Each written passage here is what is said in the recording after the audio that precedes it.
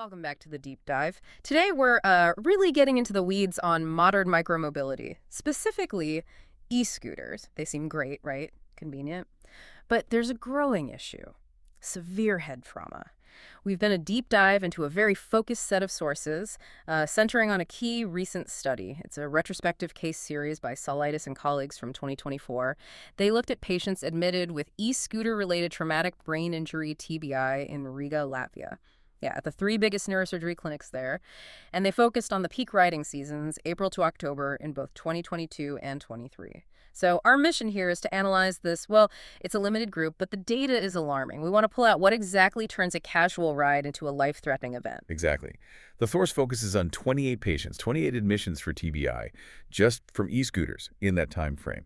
And, the medical community really needed this kind of data to understand the accidents, who's getting hurt, and critically just how bad these neurological injuries are. And what we found, well, it's less like random data and more like a recipe for disaster. Seriously, if you ride an e-scooter in these high-risk conditions, the outcome looks almost predetermined. Yeah. So here's the big aha.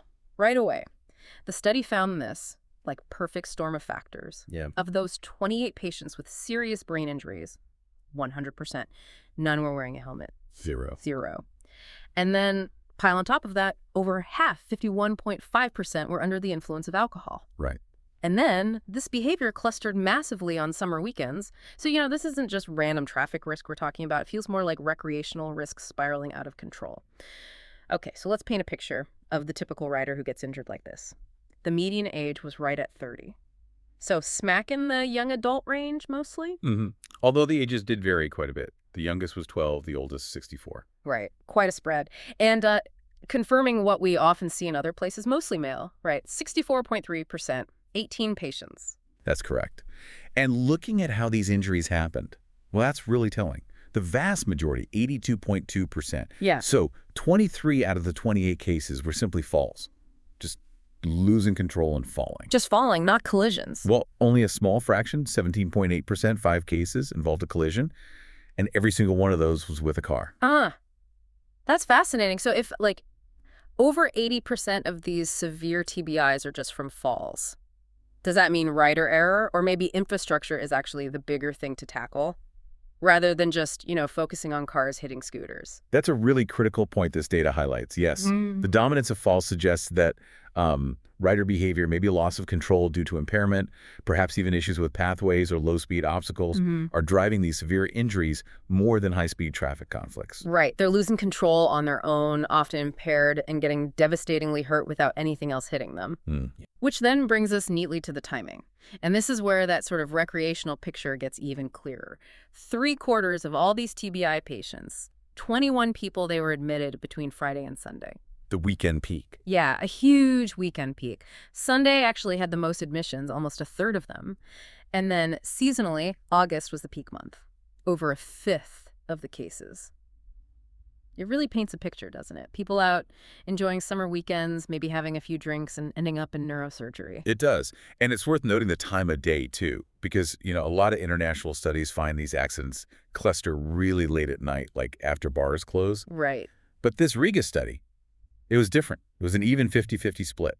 Half happened during the day, between 7 a.m. and basically 7 p.m., and half happened at night. Oh, okay. So the weekend is definitely the danger zone, but the risk wasn't just a late night thing. It was kind of all weekend long. Precisely. The risk of severe injury was present across the 24-hour cycle on those days, unlike some other places where it's really concentrated after midnight. Okay, so given that most injuries are from falls, that takes us right back to protection. Or, well, the lack of it. That first major risk factor we flagged, zero protection, just to hammer it home. None of the 28 patients with TBI were wearing a helmet. None. And that includes the 4 kids, right? The ones under 18. Correct. All 4 minors, no helmets. And that 0% rate, well, it lines up directly with the laws in Latvia at the time. Helmets are only mandatory up to age 17. Okay. After that, it's optional. Recommended, sure, but optional. But, the physics of a crash, don't care if it's optional. Right. We know from loads of biomechanical studies that helmets work. They reduce impact forces, especially those rotational forces that really scramble the brain. Yeah. So seeing zero helmet use in this group admitted for TBI, It's a pretty stark real-world consequence of that optional status for adults. Okay, let's unpack the second really big one, the one that probably explains why so many people were falling off in the first place. Alcohol. The numbers here are, well, they're alarming. Alcohol intoxication was confirmed in over half the patients, 16 cases total. And crucially, this was only in the adults. None of the under 18s had been drinking. That's right. And if you look just at the adult TBI patients in this study, 2/3 of them, 66.7%, were intoxicated. 2/3 of the adults. Wow. But it gets worse. The level of intoxication is maybe the most shocking part. Of those 16 intoxicated patients, 12 of them, that's 75%, were severely intoxicated. Blood alcohol over 1.2 grams per liter. Okay, wait. Put 1.2 GL into context for us. The legal limit for riding an e-scooter there is under 0.5 GL, right? So what does 1.2 actually mean in terms of impairment? Well, 1.2 is way, way past just being a bit tipsy. At 0.5, your judgment and reaction time are already significantly hit. By 1.2, I mean, you're looking at major loss of balance, probably slurred speech, really delayed reactions, maybe even tunnel vision. Okay. This isn't just buzzed riding. This is operating a machine that needs balance and quick thinking while being seriously drunk. It's frankly no surprise the main way they got hurt was just falling off. Yeah, makes sense. And finally, just connecting these risk factors back. We mentioned more men were injured overall. That pattern held for alcohol too, didn't it? It did.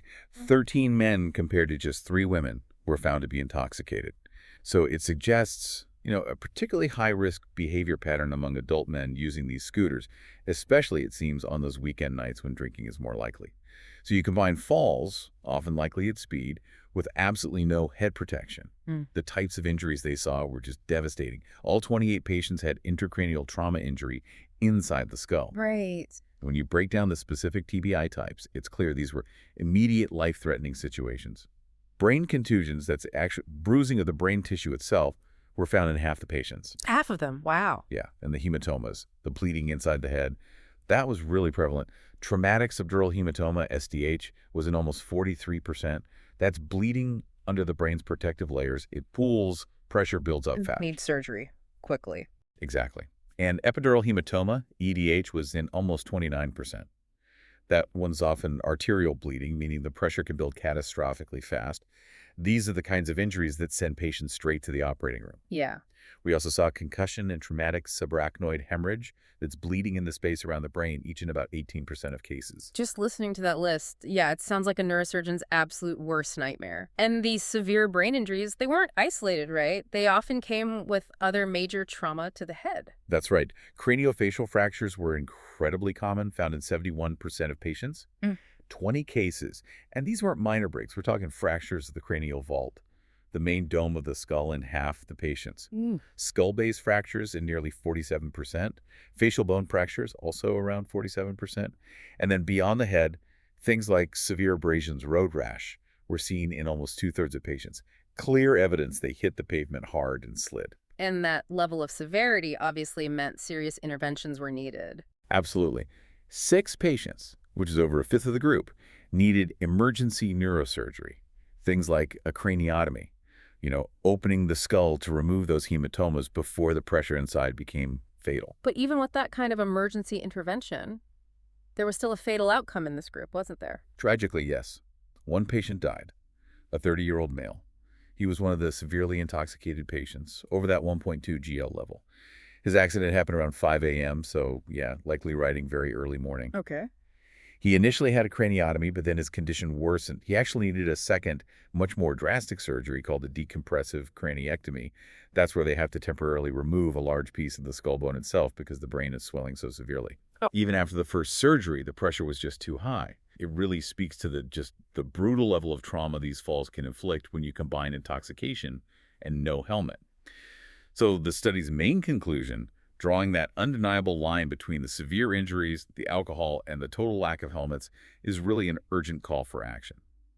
The authors stress we absolutely need better prevention campaigns and, importantly, stricter regulations to tackle these specific risks. Yeah, it seems unavoidable. And it's not just about adult behavior, is it? You mentioned those underage riders.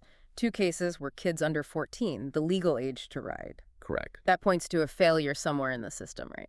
Maybe with the sharing companies, they need better ways to actually check who's renting these things. Exactly. The study highlights that need for sharing companies to be much more meticulous about verifying identity and age, probably through their apps, to stop minors from getting access when they shouldn't be riding unsupervised.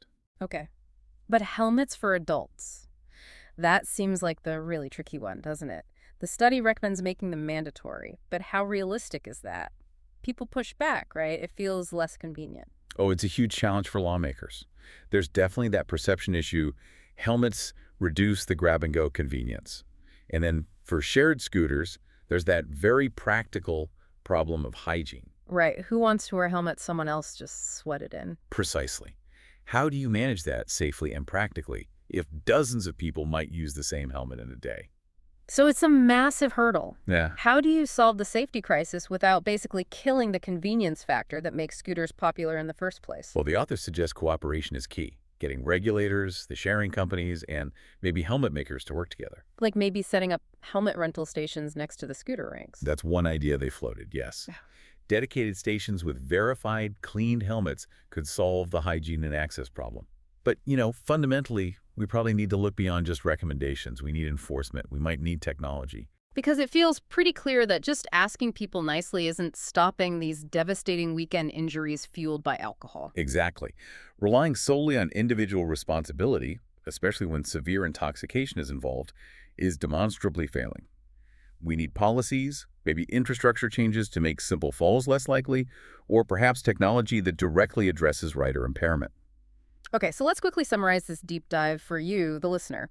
The Riga study gives us really stark, high-res evidence that severe TBI from e-scooters is a serious, present danger, especially on summer weekends. Mm.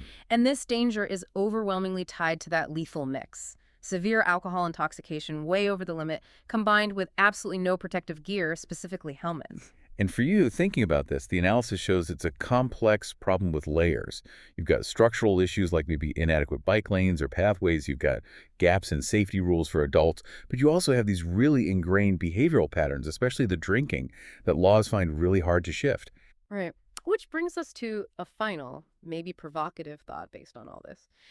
If public awareness campaigns and new laws about alcohol limits and making helmets mandatory for adults, if those prove really difficult to implement effectively or enforce consistently, what combination of technological fixes might actually work? Could things like, say, mandatory breathalyzers built into the scooter app, or smart speed limiters that adjust based on balance detection? Could that be a faster, more effective way to force a change in rider behavior and cut down this horrific rate of severe brain injuries we just uncovered?